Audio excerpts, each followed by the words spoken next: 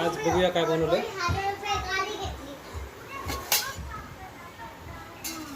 आज बघू शकता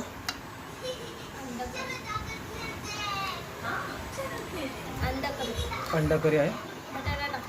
बटाटा मिक्स केलेला आहे अंडा करीमध्ये.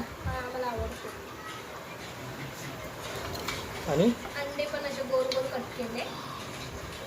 हा फ्राईड राईस.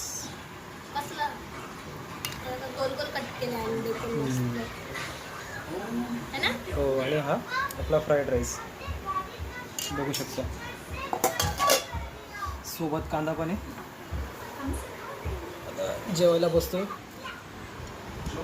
तर आपलं आता थाट रेडी झालं आहे बघू शकता.